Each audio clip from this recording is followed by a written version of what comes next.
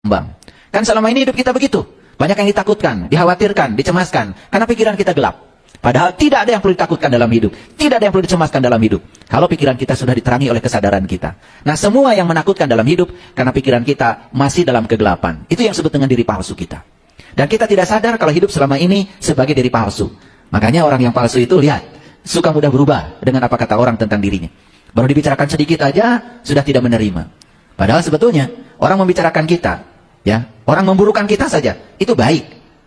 Kalau ada orang memburukan kita, justru itu menuntut kita supaya kita tambah baik. Tunjukkan bahwa yang diomongkan dia itu salah. Bukan malah justru kita membalas dengan keburukan. Kalau orang bodoh kan begitu ya.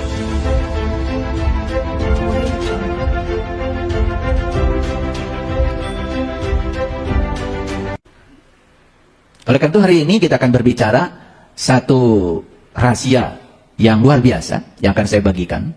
Dan semoga semua yang hadir di sini, termasuk yang mendengarkan di channel YouTube saya, di seluruh dunia pokoknya, semoga intuisi yang saya bagikan ini bisa membangun kesadaran baru.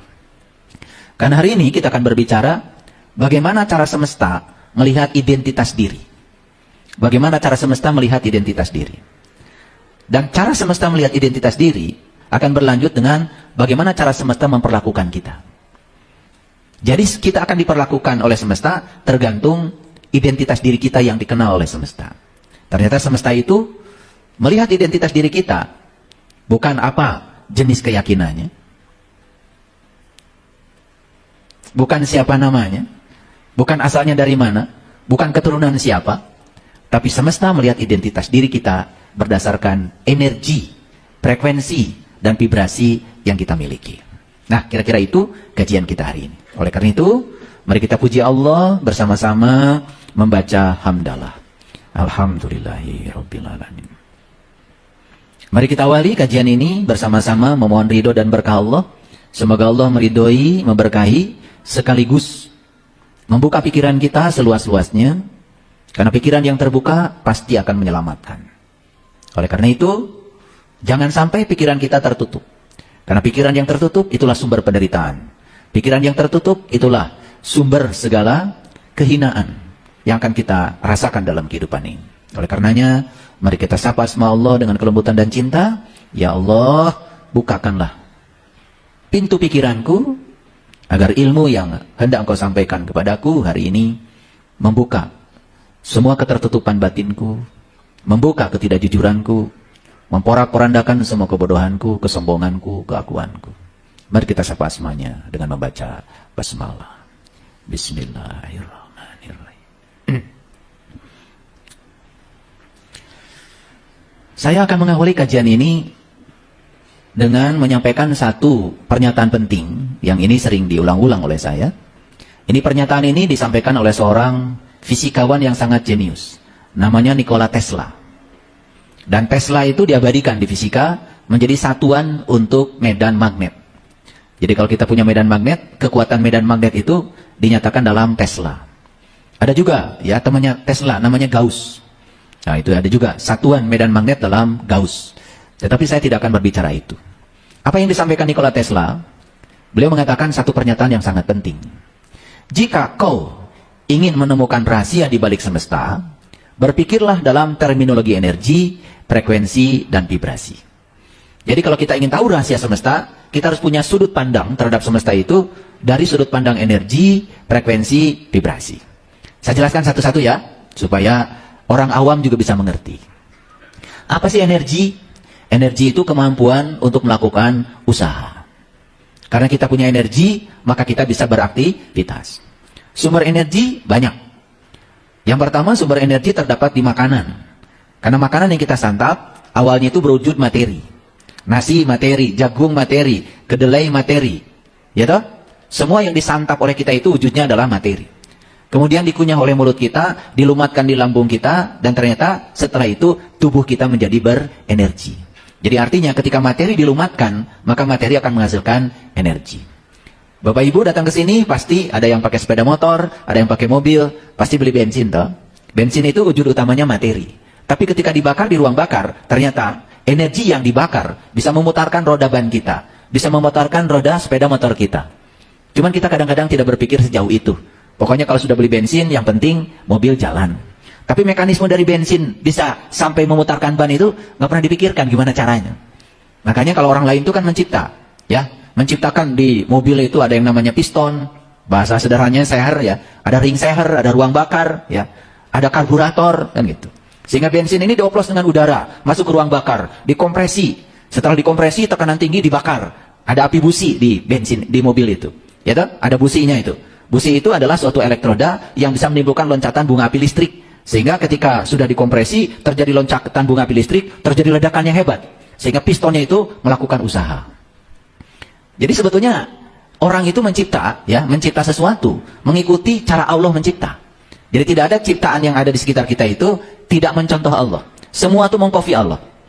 Ayo, laptop mengkopi cara bekerja otak. Mobil mengkopi cara bekerja tubuh kita. Semua ciptaan di sini itu sebetulnya adalah mengkopi. Ide awalnya itu tetap dari bagaimana cara Allah mencipta. Makanya Allah disebut Maha Pencipta. Cuman kita kadang-kadang tidak mau belajar. Sehingga melihat sesuatu itu ya lewat begitu saja. Tidak ada pertanyaan mengapa itu terjadi. Oleh karena itu, maka energi adalah kemampuan untuk melakukan usaha. Perlu energi? Nah, energi itu terdapat pada makanan dan minuman.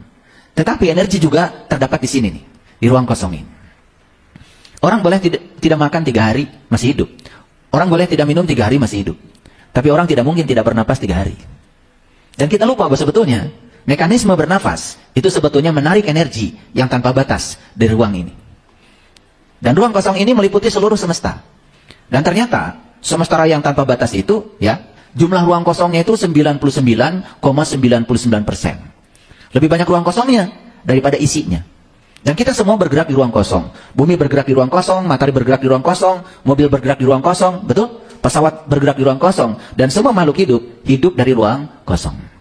Makanya kalau sahabat-sahabat kita di Bali menyebut ruang kosong ini adalah kecerdasan semesta tanpa batas. Kenapa? Coba, kita naruh bunga di pot, kan di ruang kosong. Sudah, setelah ditaruh bunganya, kita cuma nyiram aja, bunganya tumbuh. Lama-kelamaan menghasilkan bunga yang sangat indah. Bagaimana ruang kosong ini mengkreasi sehingga timbul bunga yang indah? Bagaimana ruang kosong ini memadukan tanah, air, api, udara, dan sinar matahari sehingga membentuk bunga-bunga yang bagus? Pernah nggak berpikir seperti itu? Jarang. Karena kita ini kadang-kadang hanya melewatkan sesuatu begitu saja. Semuanya lewat begitu saja. Semua peristiwa lewat begitu saja. Pesan-pesannya tidak pernah kita tangkap. Itu energi ya. Sederhananya apa? Kemampuan untuk melakukan usaha. Nah, apa itu frekuensi?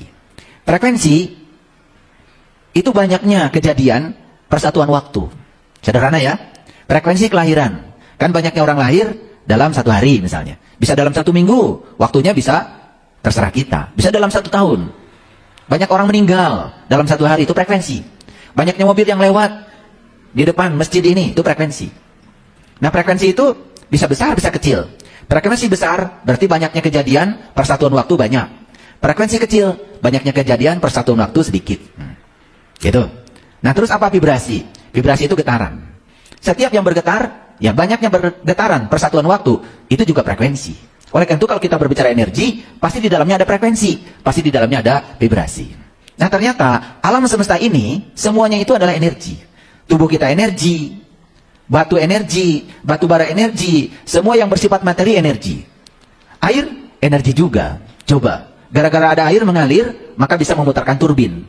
Turbin digerakkan oleh air, bisa memutarkan dinamo. Karena dinamo bergerak oleh air, maka dinamo menghasilkan listrik. Listrik kan energi. Setelah datang ke rumah kita butuh energi. Sekarang ibu-ibu udah males ya, melembutkan bumbu-bumbu pakai cara tradisional. Semuanya mau pakai blender, betul nggak? Iya. Ibu-ibu sekarang ya ingin bikin jus aja pakai blender, betul nggak? Mengeringkan rambut dulu ya berjemur, sekarang udah malas pakai kipas. Itu kan semua energi. Dan tidak ada pergerakan kipas kalau tidak ada energi. Jadi hari ini kuliah kita agak berat nih ya, agak berat. Tetapi saya coba sederhanakan sesederhana mungkin sehingga yang tidak sekolah pun bisa mengerti ceramah saya. Ya, pokoknya ceramah ini bisa melayani semua level. Maka saya coba bicara dalam bahasa yang sederhana. Sampai sini mengerti ya? Ngerti? Udah mulai kebayang ya? Oke. Jadi energi itu tersimpan dalam materi. Oleh karena itu maka materi dengan energi menurut Einstein itu setara. Makanya kita kenal ada rumus E sama dengan mc². Jadi E-nya itu energi, M-nya itu adalah materi, massa, Dan C itu adalah kecepatan cahaya. Kuadrat berarti dikuadratkan. Nah, kecepatan cahaya itu 3 kali 10 pangkat 8 meter per detik. Atau 300 juta meter per detik. Itu cahaya itu cepat sekali. Itu baru cahaya loh. Sedangkan Quran berbicara ada di atas cahaya. Yang namanya cahaya di atas cahaya. Nur ala nur. Syukur-syukur yang sudah bisa sampai ke sana dimensinya. Nah, yang sudah sampai di dimensi nur ala nur, itu akan mengalami lompatan kesadaran. Akan mengalami lompatan kebahagiaan. Akan mengalami lompatan kedamaian. Nah, semua cahaya yang di luar ini, yang kelihatan oleh kita, ini semua cahaya palsu. Disebut cahaya majasi. Karena semua cahaya ini, ya, ada sumbernya. Kalau sumbernya tidak ada, maka tidak ada. Sedangkan nur ala nur, yang ada di dalam diri setiap manusia, perwujudan dari ruh, itu sebetulnya cahaya abadi. Maka di Quran dikatakan, walau lam tamsashun narun. Adanya cahaya itu, bukan karena disentuh oleh api, maka disebut cahaya sejati. Nah, cahaya itu tidak pernah padam. Ada selamanya, bersifat abadi. Seabadi ilahi. Beruntung mereka yang sudah tahu cahaya itu. Dan yang belum tahu juga beruntung, ya. Supaya menyadari ketidaktahuannya. Harus cepat tahu. Karena belum tahu, ya siap-siap aja dalam kegelapan. Dan dalam kegelapan selalu salah persepsi, salah interpretasi, ya. Tambang saja dalam kegelapan dianggap ular. Lalu menjerit-jerit ketakutan. Karena menganggap tambang ular. Begitu dinyalakan lampu, oh ternyata cuma tambang. Padahal sudah babak belur, sudah jatuh karena takut ular, padahal tambang. Kan selama ini hidup kita begitu. Banyak yang ditakutkan, dikhawatirkan, dicemaskan. Karena pikiran kita gelap. Padahal tidak ada yang perlu ditakutkan dalam hidup. Tidak ada yang perlu dicemaskan dalam hidup. Kalau pikiran kita sudah diterangi oleh kesadaran kita. Nah, semua yang menakutkan dalam hidup, karena pikiran kita masih dalam kegelapan. Itu yang disebut dengan diri palsu kita. Dan kita tidak sadar kalau hidup selama ini sebagai diri palsu. Makanya orang yang palsu itu, lihat, suka mudah berubah dengan apa kata orang tentang dirinya. Baru dibicarakan sedikit aja, sudah tidak menerima. Padahal sebetulnya, orang membicarakan kita, ya, orang memburukan kita saja, itu baik. Kalau ada orang memburukan kita, justru itu menuntut kita supaya kita tambah baik. Tunjukkan bahwa yang diomongkan dia itu salah. Bukan malah justru kita membalas dengan keburukan. Kalau orang bodoh kan begitu ya. Orang membicarakan keburukan, kita bicarakan juga keburukan dia. Ya, sama gilanya. Harusnya ketika orang menceritakan keburukan kita, tunjukkan bahwa kita tidak seperti yang diceritakan oleh mereka. Bahwa mereka itu salah. Justru itu adalah motivasi supaya kita tambah baik. Apa yang diceritakan mereka itu salah. Dan kita punya kesempatan untuk membuktikan kesalahan itu. Sehingga kita bisa menunjukkan bahwa kita benar. Harusnya kan begitu ya. Nah itu ya. Sebetulnya energi itu awalnya netral. Menjadi negatif, menjadi positif, tergantung cara kita menggunakannya. Energi nuklir itu netral. Bisa digunakan pembangkit listrik, positif. Bisa juga digunakan untuk berperang, negatif. Energi nuklir itu positif. Bisa digunakan untuk kedamaian, tapi bisa juga digunakan untuk menakut-nakutin orang. Tergantung cara menggunakannya. Bagaimana cara orang menggunakan energi? Pertama, sumbernya adalah di sini. Maka kita akan gali ya hari ini. Semoga setelah ini, kalau tidak ngerti, nggak apa-apa. Rekamannya nanti bisa didengar berulang-ulang. Karena kadang-kadang ya kita ini sulit mengerti, ya, gampang lupa, ya, sulit ingatkan itu masalah kita, ya. Makanya ya kita juga tidak pernah sadar, ya. Kenapa ya? Baru aja naruh kunci kita lupa kunci di mana. Tapi pernah nggak ada yang menyadari bahwa kelupaan yang dialami oleh kita itu sebetulnya berasal dari kekotoran jiwa. Jadi kalau kita gampang lupa, sebetulnya masalah besar kita itu karena jiwa kita kotor. Cuman kita tidak menghubungkan itu, tidak menyadari itu, tidak mau jujur. Padahal sudah diriset bahwa sebetulnya, ya, pakai pikiran kita karena kita punya pikiran belum diterangi kesadaran.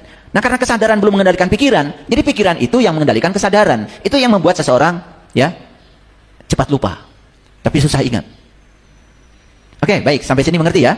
Jadi massa itu, materi itu setara dengan energi. Buktinya, kita kalau perlu energi, pasti yang dihadirkan adalah massa.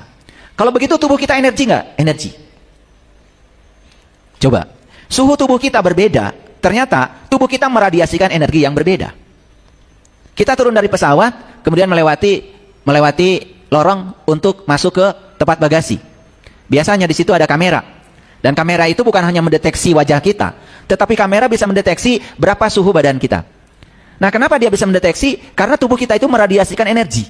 Nah, ternyata energi yang diradiasikan, frekuensinya, vibrasinya, tergantung pada berapa suhu badan kita.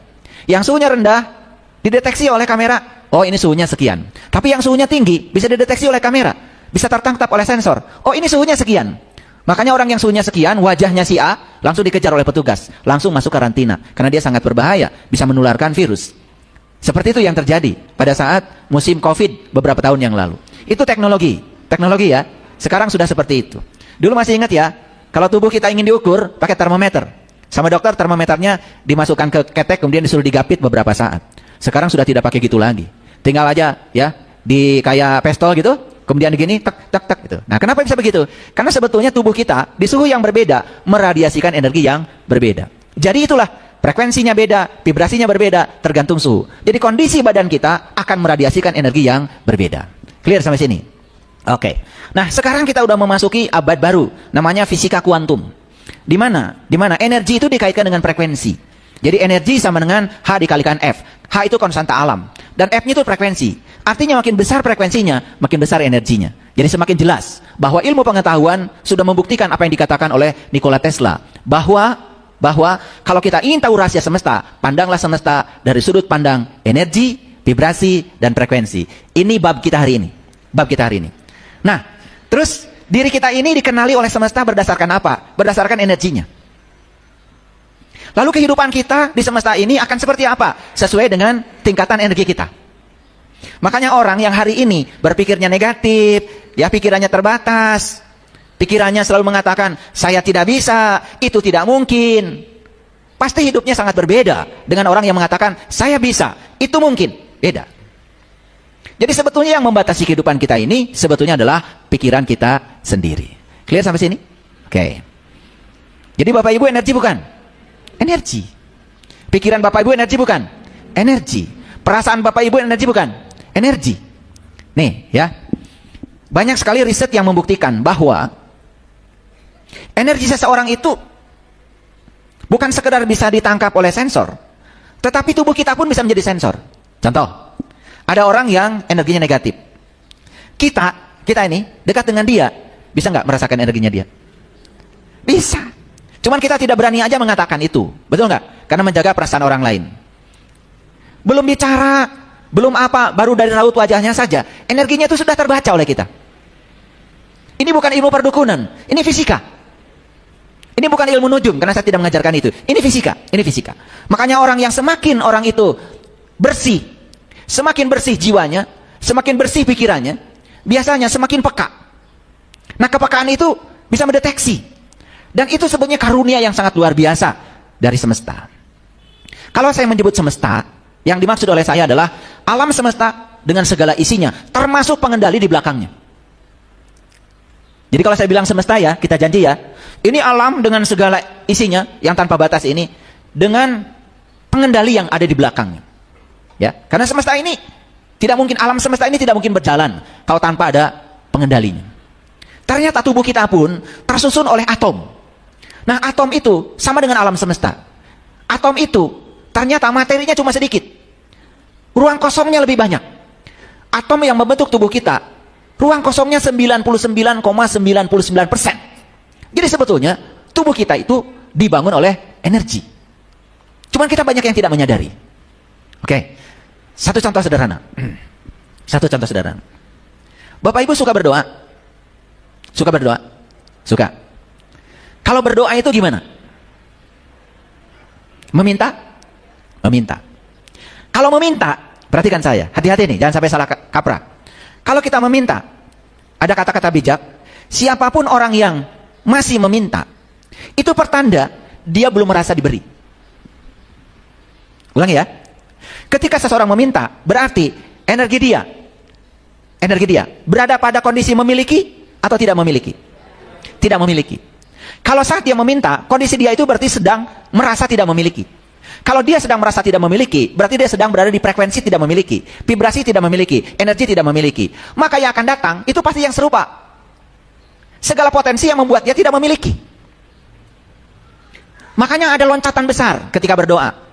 Berdoa itu sebetulnya melepaskan frekuensi. Berdoa itu melepaskan vibrasi. Berdoa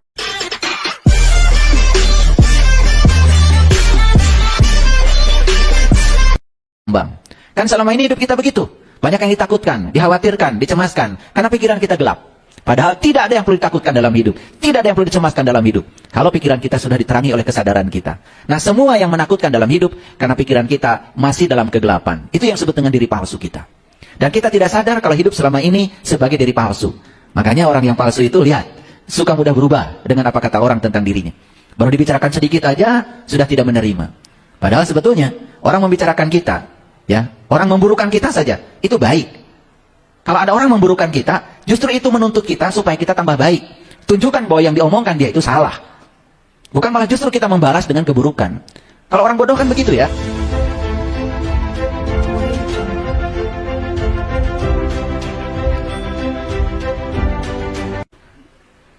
Oleh karena itu hari ini kita akan berbicara satu rahasia yang luar biasa yang akan saya bagikan, dan semoga semua yang hadir di sini, termasuk yang mendengarkan di channel YouTube saya di seluruh dunia, pokoknya semoga intuisi yang saya bagikan ini bisa membangun kesadaran baru.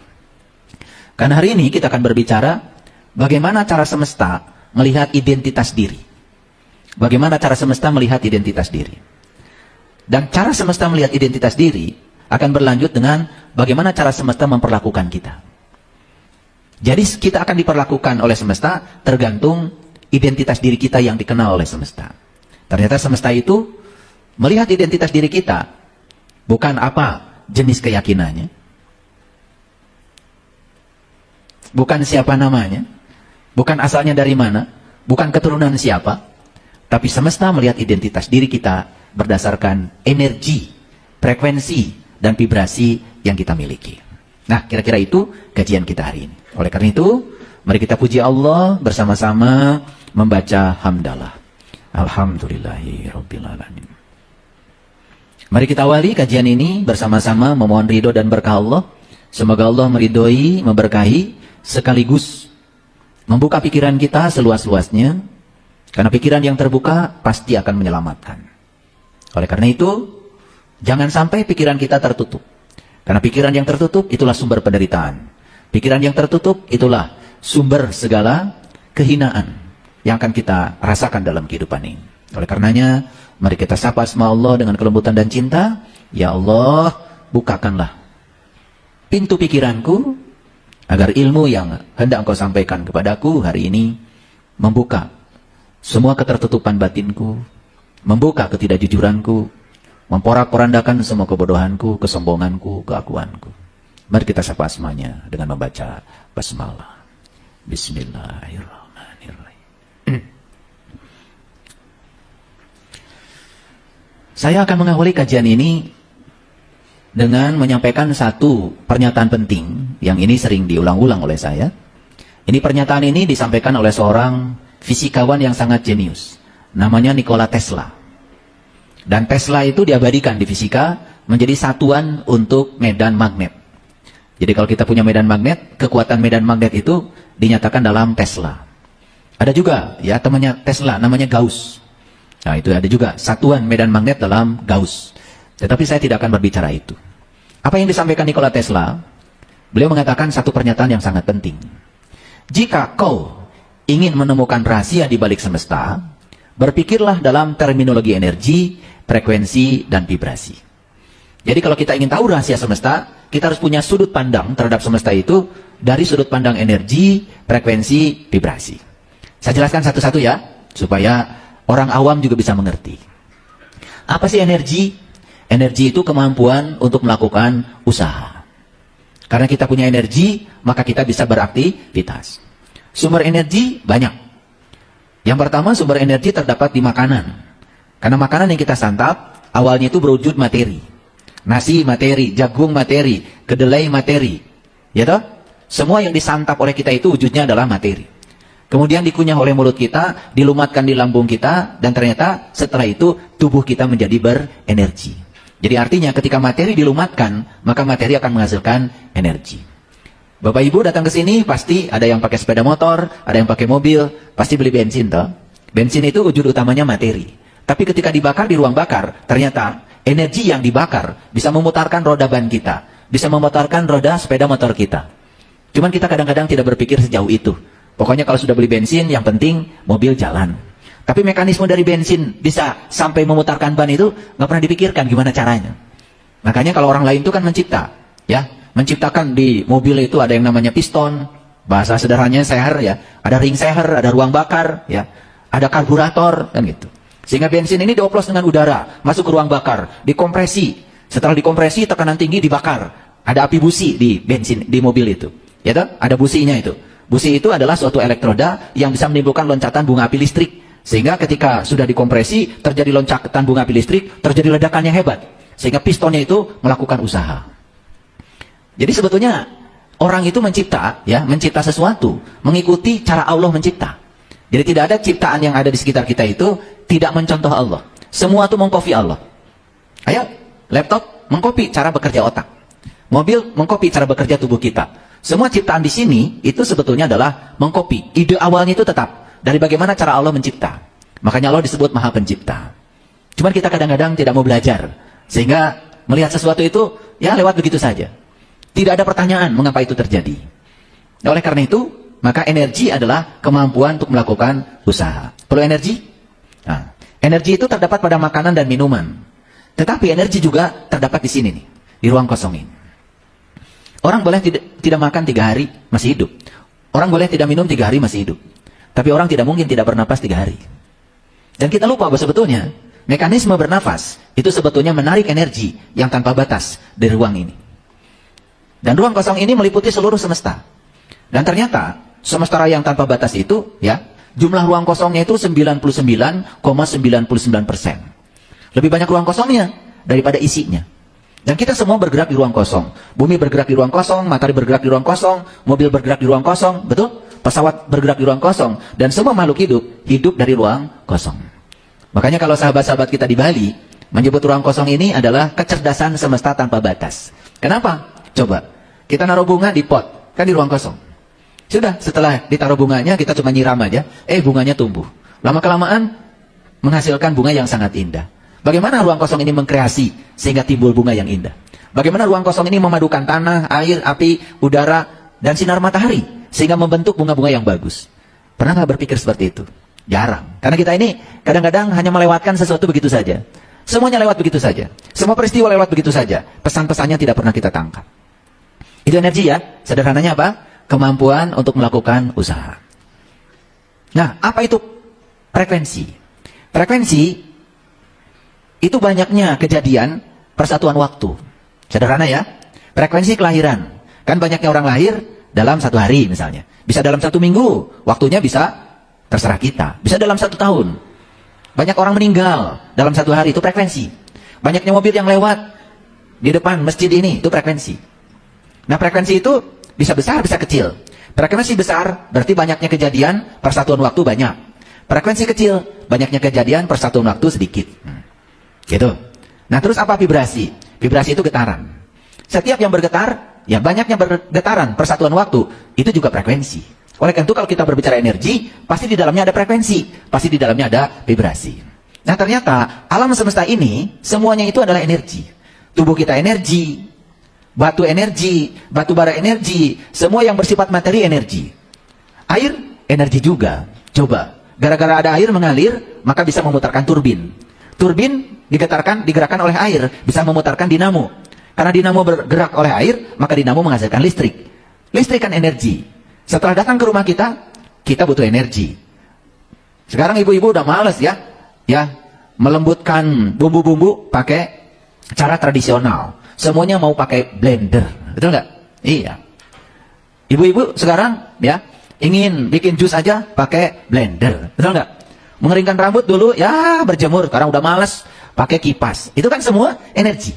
Dan tidak ada pergerakan kipas kalau tidak ada energi. Jadi hari ini kuliah kita agak berat nih ya, agak berat. Tetapi saya coba sederhana.